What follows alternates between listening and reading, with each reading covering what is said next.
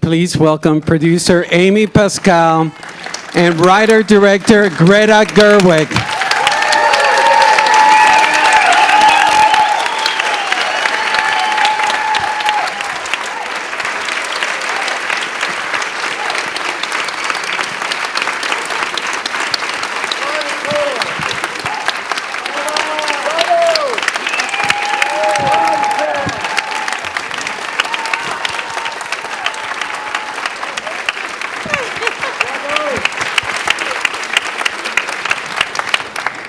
Welcome back, Greta and Amy.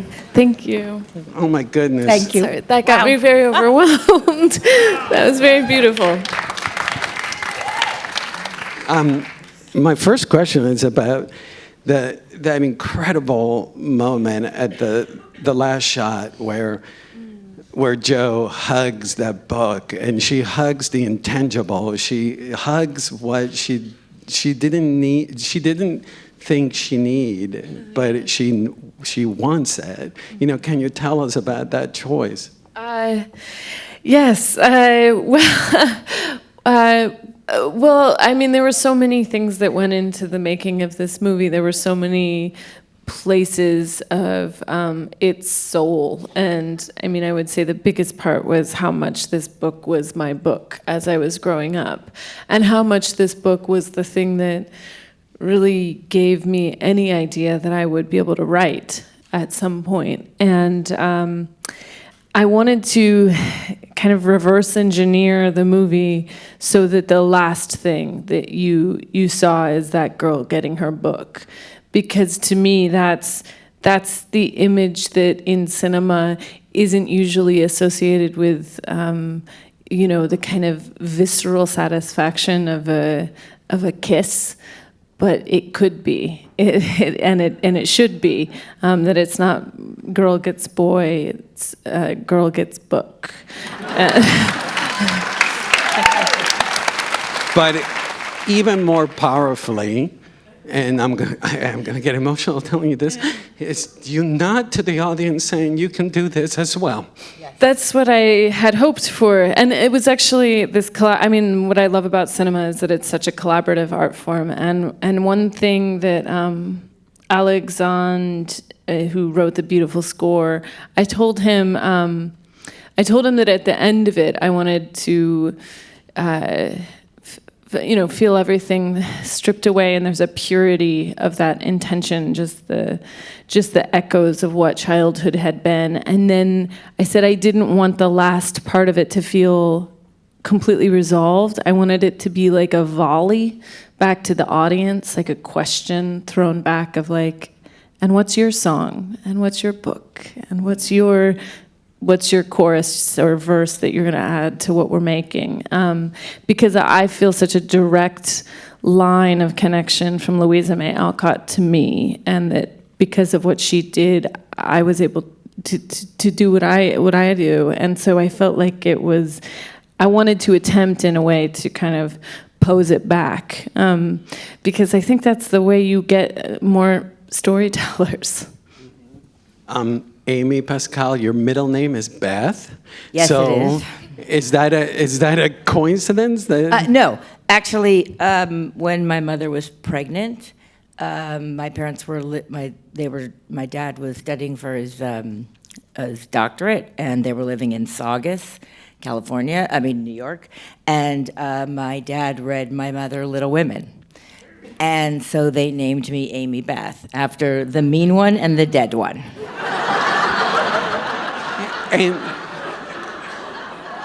And this is a project that you've been trying to get off the ground for 25 years. And Little Women, not only, is it actually a part of my heritage, I suppose, it is the most profound book about the girls becoming women.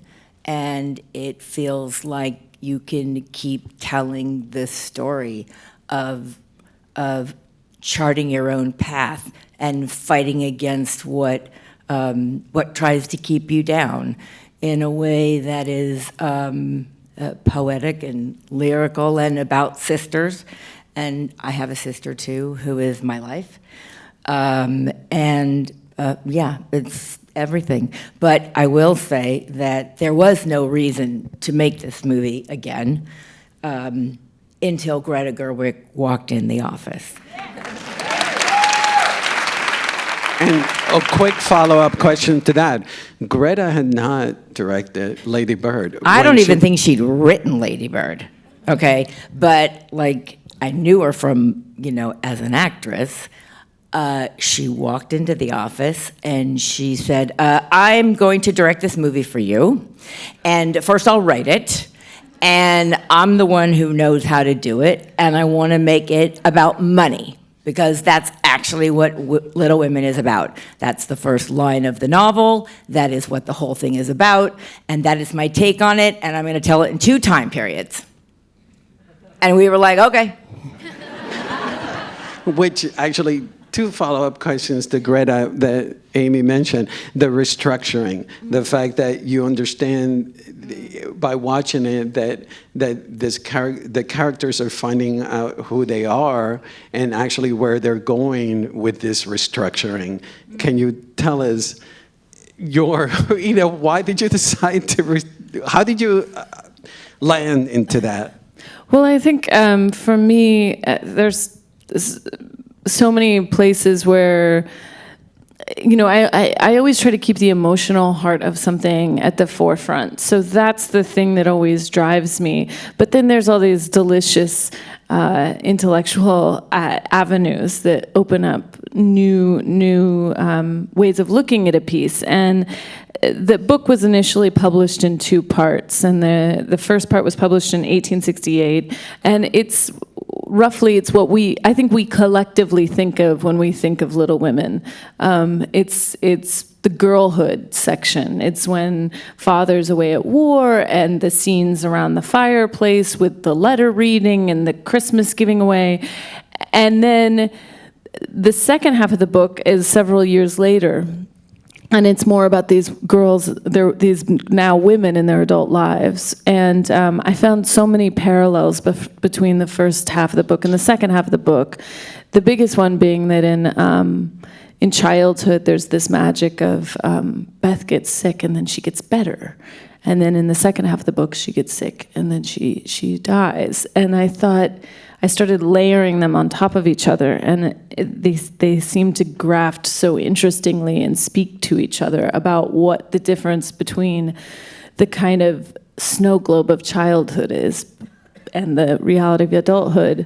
But the biggest thing for me was when I realized once they're all in their separate lives as adults, and they're all in their separate, Amy's in Europe, and Joe's in New York, and Meg has her own home, and Beth is at her childhood home, they're never all together again.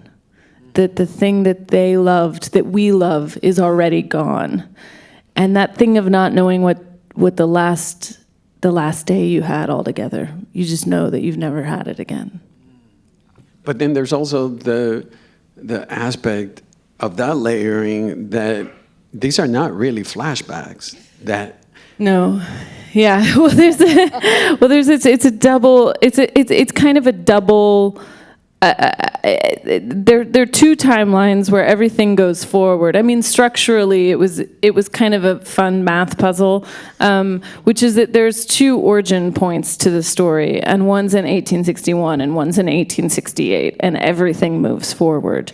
But this sort of construction of the screenplay is such that at a certain point, you realize that what you're watching is it past or is it fiction?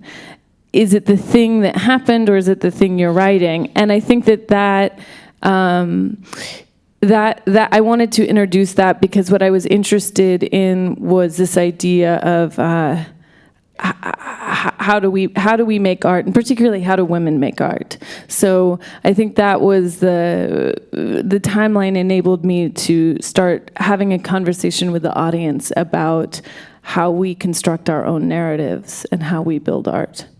Amy, how immediate is the story to you now and for audiences to see it? Well, there's a line in the book that the whole movie is about, although Greta didn't use it, which is when Amy says the world is tough on ambitious women.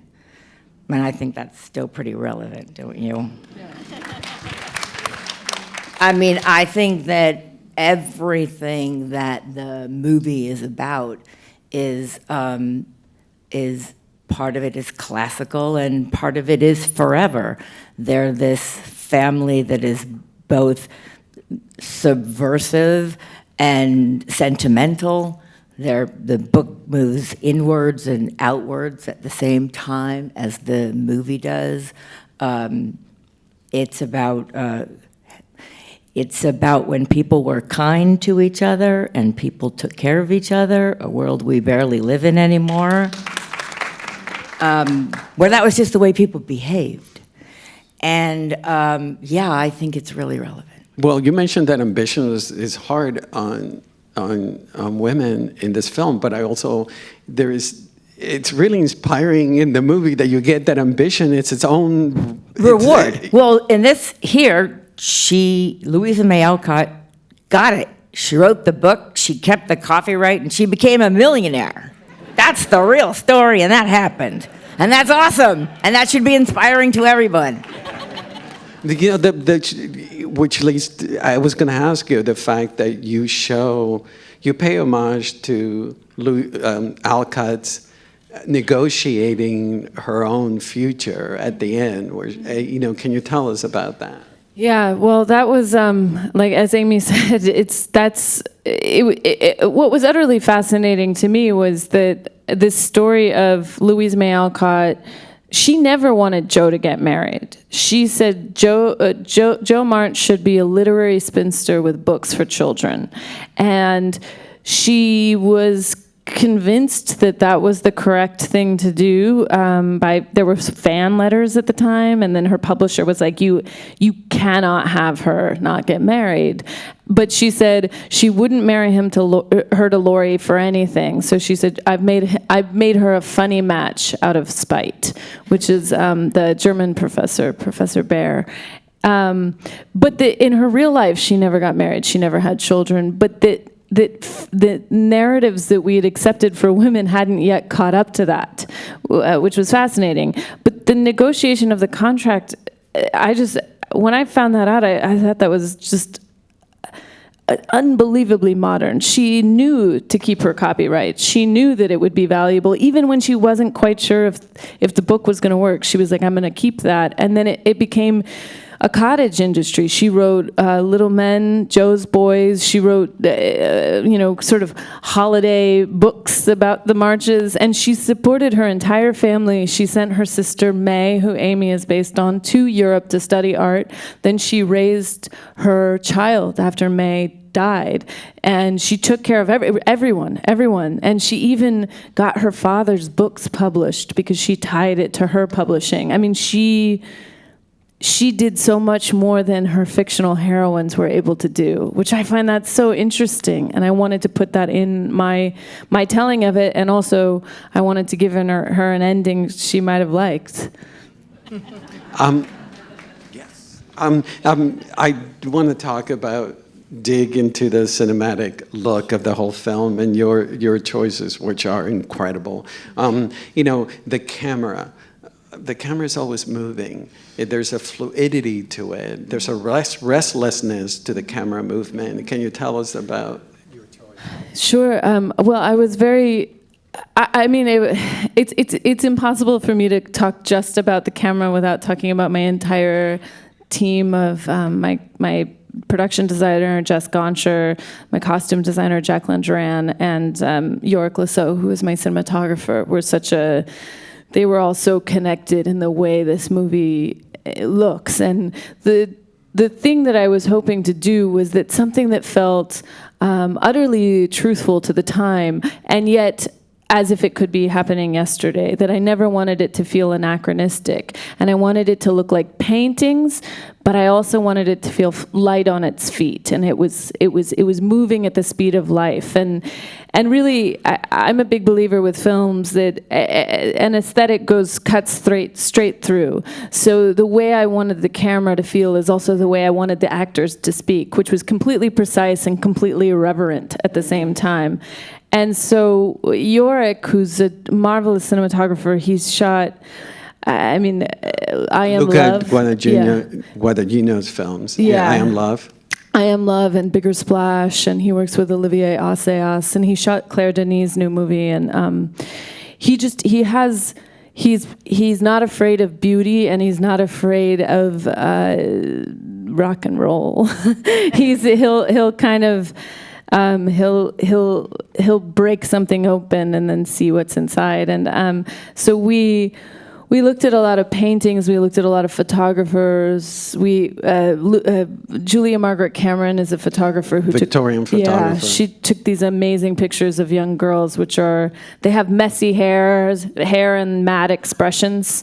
They can look annoyed or they can look ethereal, but they look like young women.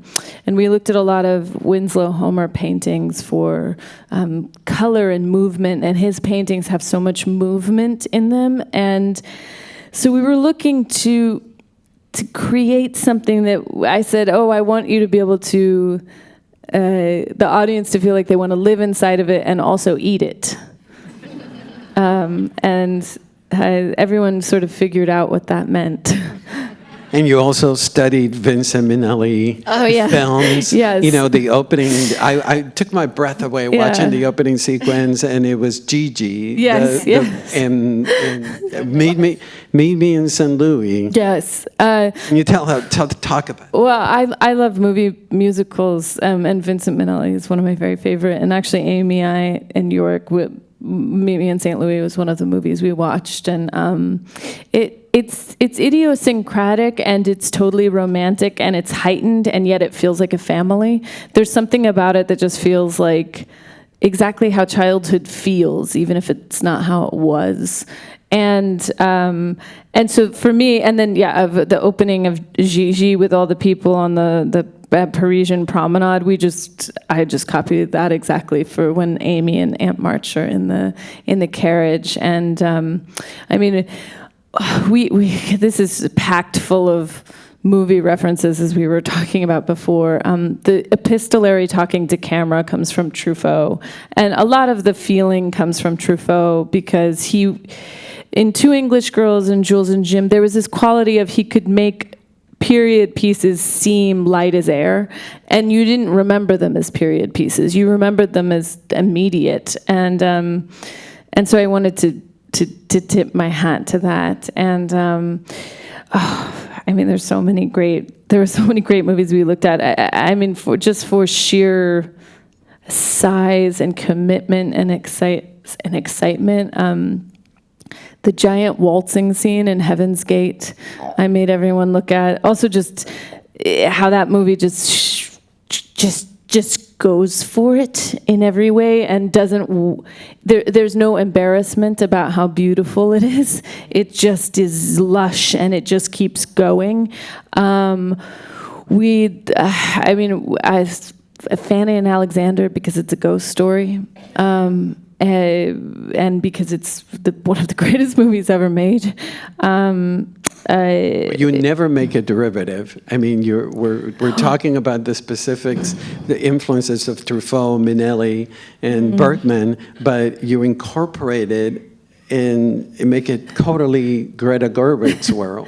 Oh, I hope so. I love cinema, and I felt like what was so marvelous about this movie was I got to take this love I have of this book that I grew up with and that I truly lived through, and then I got to do it on this big canvas, and I got to shoot on film, which was amazing, and Amy Pascal fought for everything to be as big and as grand and as important as possible. We shot on location in Concord, Massachusetts. Like I said, we shot on film. She wanted it to have the same importance that we'd give any other, if it was a movie about four brothers. We wanted it to have that same, like, this deserves to be 30 feet tall feeling. Well, when we first started talking about it, Greta said, I want to make an epic movie for girls, because girls deserve it. And girls' stories are not ever seen as epic. And that sounded good to me. And then she said, I want to shoot it on film, and I want all the stuff that all the boys get to make their movies. And I have to say, and we were very, in that vein of we want all the stuff, we've been very, I mean, Kodak was incredibly helpful. Dolby, we mixed it in Atmos, and we did a Dolby Vision Pass. But those are the things that it sounds techie, but there's Sound techie, it sounds like but making a movie. There's an importance of what is your medium and how seriously are you treating it. And I think you don't need to have an explosion to have the best mix.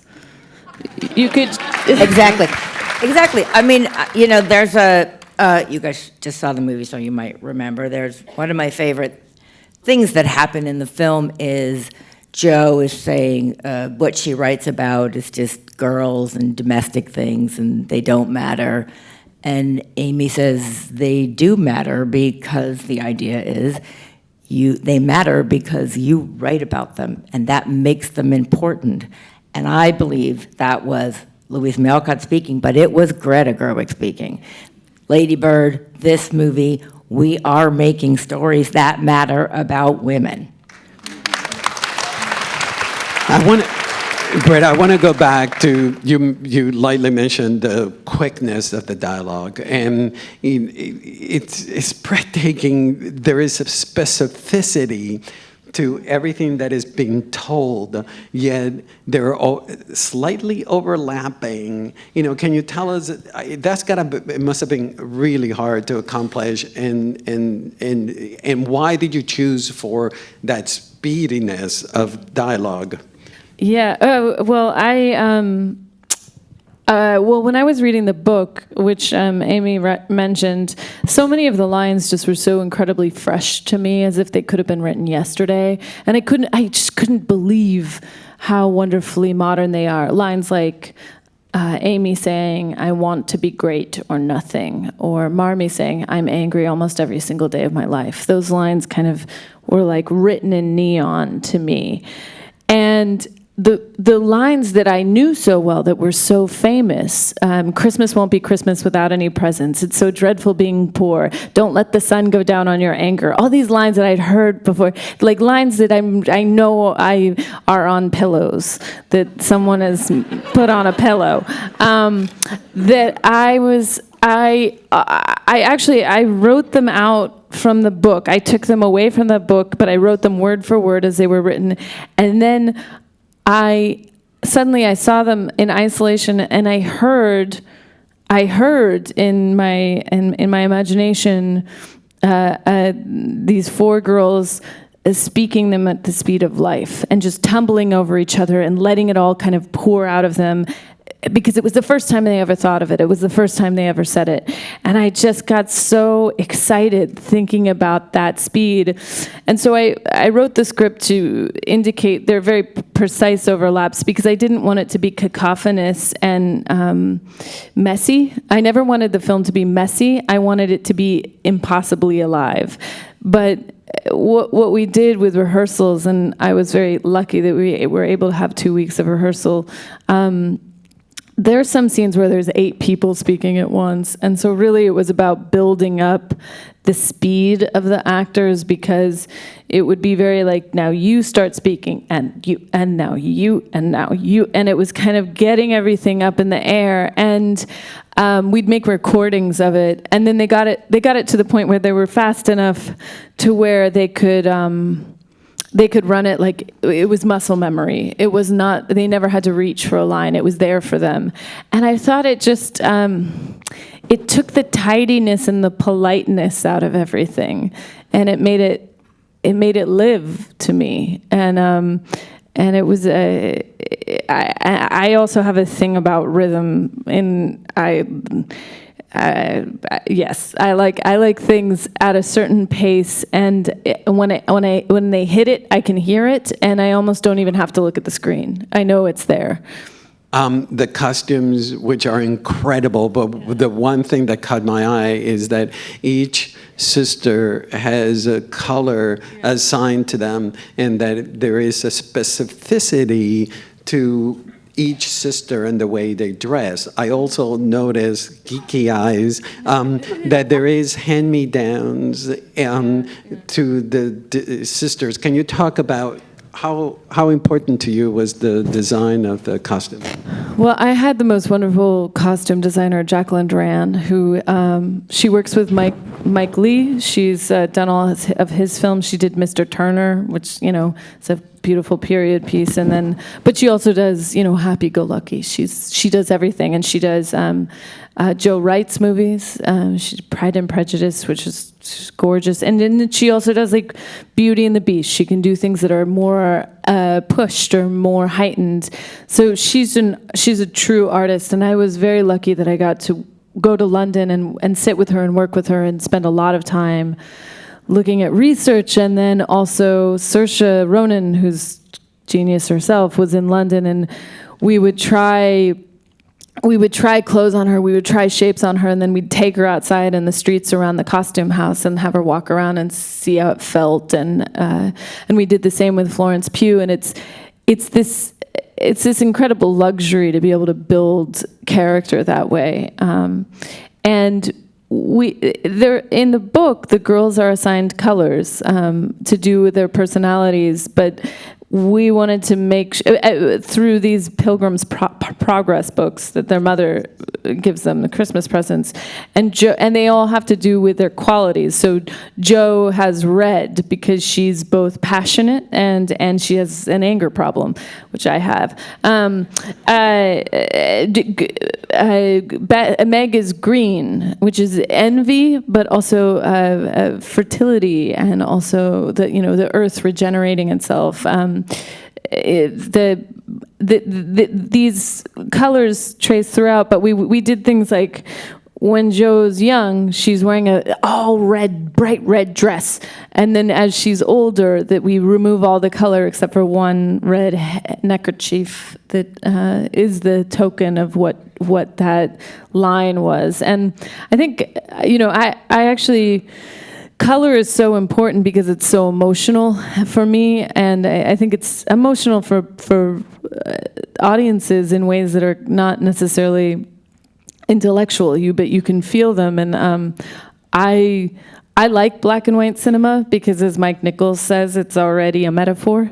You're not saying it's life, but I think if you're going to shoot color, you better mean it. So I'm very sensitive to color in that way. I'll never forget in when I learned that in Blow Up that Antonioni painted the grass, so it was the right color. In Hyde Park, he had them paint all of the grass, and I was like, oh, if only I'd paint grass. He wanted it to be slightly bluer, I think. Anyway. Amy, Jess Guncher, who did the production design, I don't remember seeing a Little Women where we actually understand the geography of the house. You have the house of the Marches, and then you have the next door neighbor next to each other. And that was really important to make the connection between the Lawrences and the Marches, and that you had this little house looking, what am I going to do with this? Oh, look what I did. It's spilling. That's Shit. all right. Okay. Don't worry about I'm it. sorry. Okay, oh God. It's just water. Yes. That you had this little house looking at this big house, and also because of the relationship between Laurie and Jo and the opposites and all the things that were opposite. And Jess is a genius, and and York is a genius, and Jacqueline is a genius.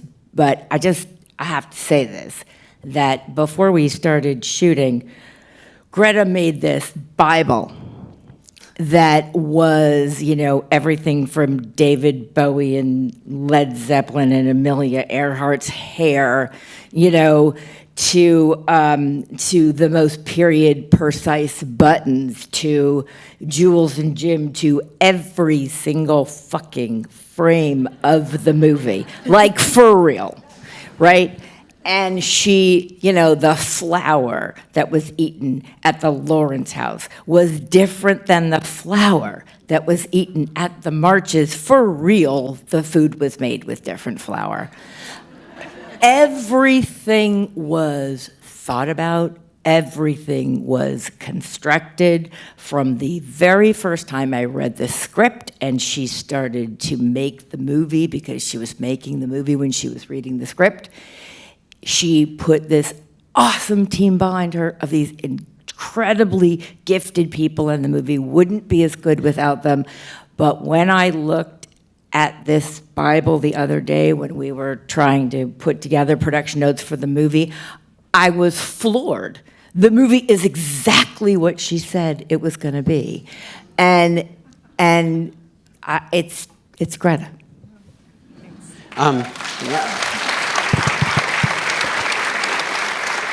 Following up on Jess's design. Not that Jess isn't great. I didn't mean that. I love that the March's house from the outside is this kind of like nondescript little thing, but then when you walk inside, it's like this gorgeously inviting, warm space. Yeah. Well, we had always thought of it as like a jewel box that you can open, that it doesn't really look like anything, and then these treasures are on the inside. I think it's also, in some ways, like the I don't know if anyone else, when you were a girl, the idea of like looking through the windows of a dollhouse, or the way, that kind of pleasure of things that have secrets in them. And I think we wanted it to feel like you would walk past it and never know that it was a magical kingdom. And I think that's one of the triumphs of the book too. It's a book of childhood that's not about going away from home, which is rare. And I always saw that as the heart of the movie, because it exists in memory, it exists in fiction, and we wanted to give it that kind of magical like containment. And Amy, the character of Amy in the movie, we've never seen an Amy like this. She tends to be at times kind of like obnoxious, and I don't think she's obnoxious. I'm saying that in the past. I think she speaks her mind, and I think that we've always interpreted the character, the young girl who speaks her mind, whether you like what she's saying or not. She's saying exactly what she thinks, and I think time and Greta have changed how we feel about a girl who does that. And whether, one of my favorite things that she does, and by the way, Jess Goncher is amazing. I hope I didn't mean to say that, right? He did an extraordinary job. I just love Greta. One of my favorite things that she does is when she's in Paris and you first see her and she's painting and she's doing representational art and she's pretty good. And she looks over and realizes that Impressionism has begun, and she has no fucking clue that it's already over. Like a whole thing has started that she's not going to be part of, and just the look on her face is so brilliant. Yeah, I loved. I wanted each of the girls to have I wanted their artistic pursuits to be quite serious. I didn't want them to be adorable or dismissible, and it's grounded in the book. It's grounded in Amy saying, "I want to be great or nothing," which is a statement of huge ambition. And I wanted Joe to feel that way too. And I wanted Beth to feel that way too.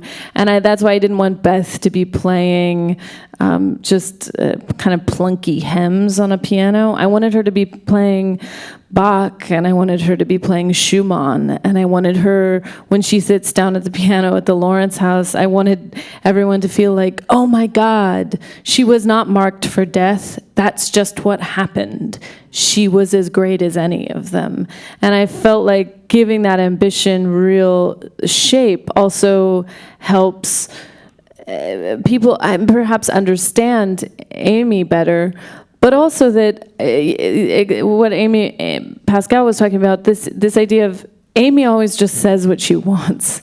She's completely comfortable with her own desires. And it's interesting to me that was seen as the character who was least liked for so long, as the one who says, here's what I want, and I don't feel bad about it. I think, I've never seen an Amy so clear. And can I say Florence Pugh is fabulous. Unbelievable. I mean, she's brilliant in Midsummer, but in this, tell us about casting Florence. Well, we had both seen her in Macbeth and loved her. And Greta has a funny story about, you do it, on her Googling her. And well, what she I'd looks seen her like. in Lady Macbeth, and she was amazing. And I felt like she was my Amy, but you never know. You get these hunches. And then I looked her up, and every picture I found of her online, she's so square to camera, totally confident, her little upturned nose, standing in a way that makes you feel like it would be difficult to knock her over. And I was like, that's my girl. Yeah. And I'd never met her, and I talked to her on the phone. She put herself on tape, and essentially what she did on tape is this performance. It was right there. It was fully realized. She was like sprung from Zeus's head. Yeah, she was exactly, but she was also busy, and she wasn't the most famous person in the movie, but we waited a week for her to everybody else's whatever, because we knew that she was going to be the Amy that she was. And also, the book is structured as a conflict between Amy and Joe. From the very beginning to the very end. That is the relationship that everyone thinks it's like Laurie, but it's really Amy, that they fight over everything. So we needed, this time, a formidable foe for Joe. And that was, and Saoirse Ronan, who's I've been so lucky to work with twice, and she's such a filmmaking partner to me, but it's hard to find someone who can punch the same weight class, because Saoirse is, she's indescribably powerful as an actor. And she makes it look effortless. I know. She's, we actually, the very first time I saw her, we were doing camera tests, we were testing all the lenses and looking at how the candles were going to go, and we had the actors there, and there was a moment when it gives me chills thinking about it now, but she sat in a way, and we were doing a long push-in, and then she kind of turned her head, and she was wearing that, her short hair, which is, as Amy said, based on Amelia Earhart's hair, which is a terrific haircut, just look at it. And all of a sudden I saw Joe come through her. It was like Joe came to play. And I knew it, and I stopped, and then I ran up to her afterwards, and she said, I know. Like don't scare it away, because I think as actors, she's so sensitive to when the character is there, and directors, it's hard not. You don't want to crush it, but you get so excited that you kind of lose your mind a little bit. But she's amazing, and then Yeah, Florence, the way it worked, I mean, moving a week seems like not a big deal, except for if you're trying to get 4 seasons over 10 years and there's 8 different plot lines. Suddenly a week is like all you're doing is praying that the leaves stay green. But we knew it was Florence, and then Florence said to me on the phone, and I'm going to do a very bad British accent. She's like, "No, it's brilliant. I'll show up and I'll just be wonderful and take all the credit." And I was like, "That's Amy. There it is. There it is." She's actually the most hysterical person to follow on Instagram. Yeah, her Instagram stories are. Did you see? I would follow her I would go to her Instagram just to figure out if I could get her in for ADR. And I'd be like, "Florence, you're in New York. I can see you just posted a whole video."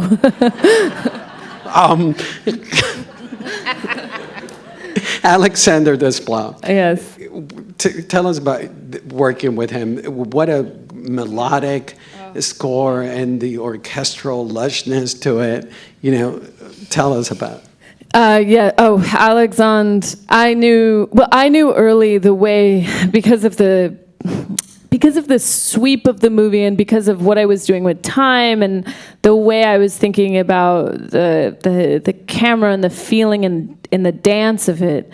I always thought of this movie as a musical without songs. I thought of it as a ballet. I thought of it as kind of, like the Red Shoes. I thought it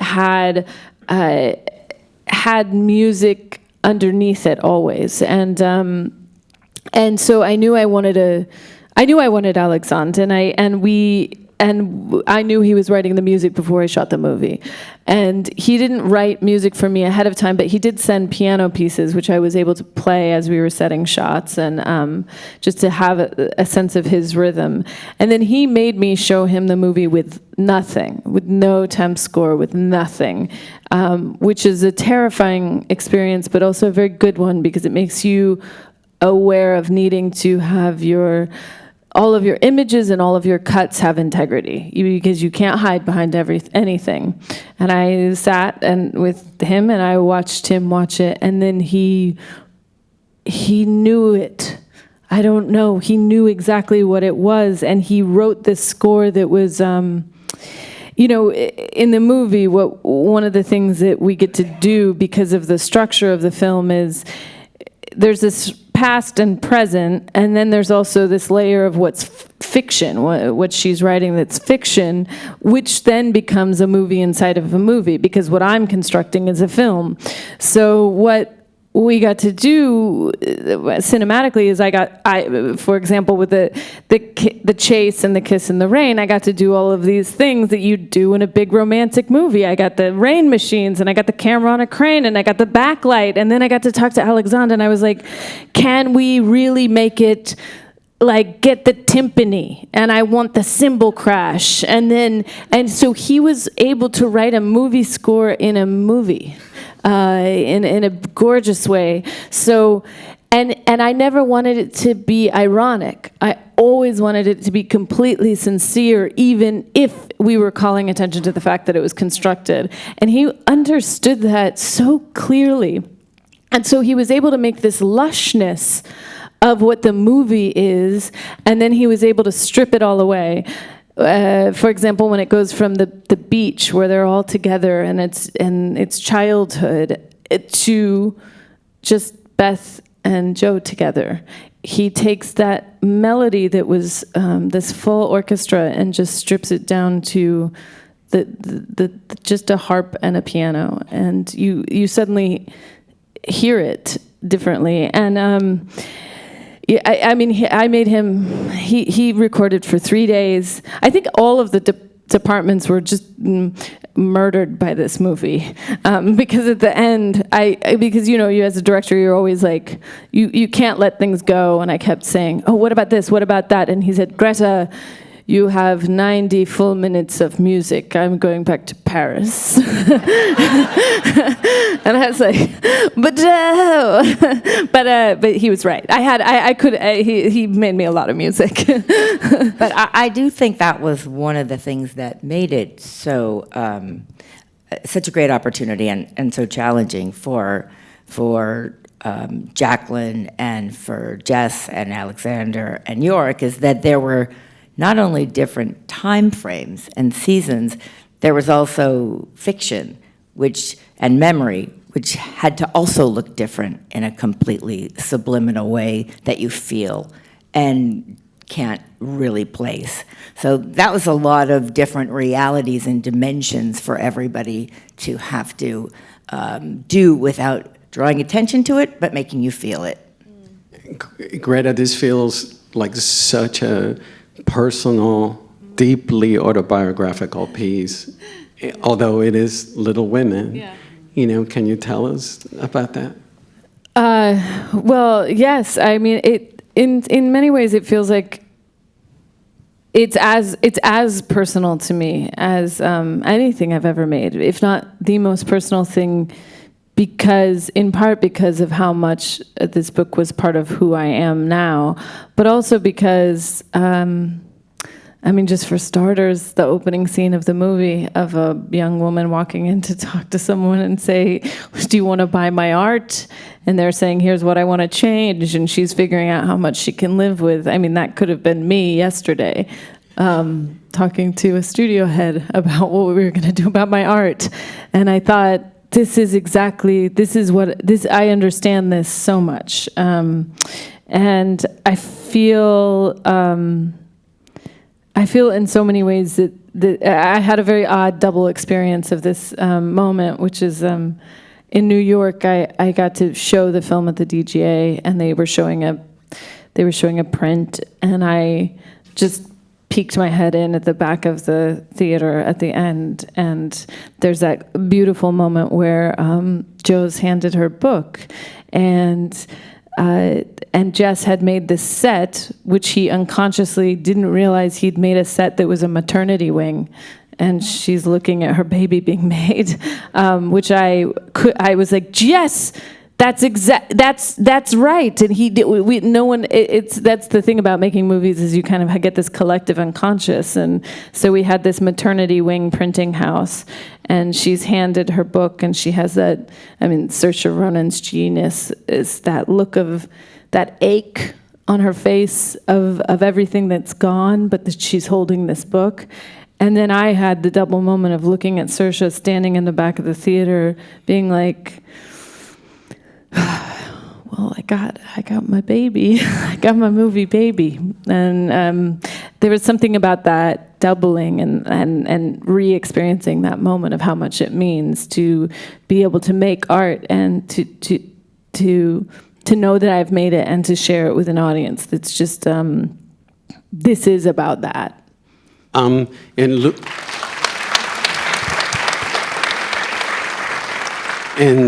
you know, you express how much Louisa May Alcott inspired you to be a writer, to be an artist, to be a director.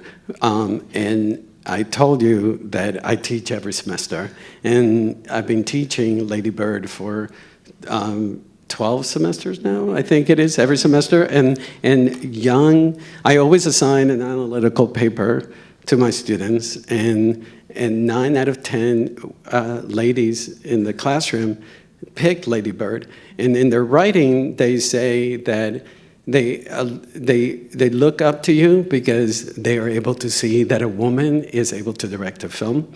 They tell me in their writing that it's the first time that they see characters that women are not identified by other men, that they're not judging themselves by other men, that they feel that it's them that is creating their own future, and you inspire them so much. I just wonder how you feel knowing that you're making such a big difference to young women.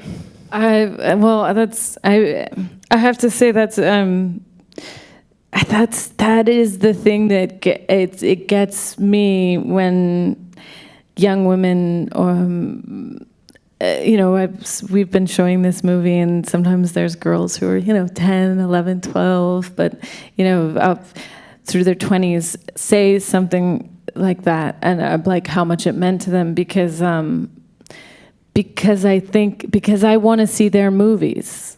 to see what they make. And I think if I can be the person that made them feel like they could do it, then that means in 10, 15, 20 years, we're going to have a lot more women making movies. And that's thrilling to me, because I selfishly want, I want all of these different storytellers, because I think it's the thing that's going to reinvigorate cinema itself, because it'll be like having a whole new world of stories that we didn't know were out there.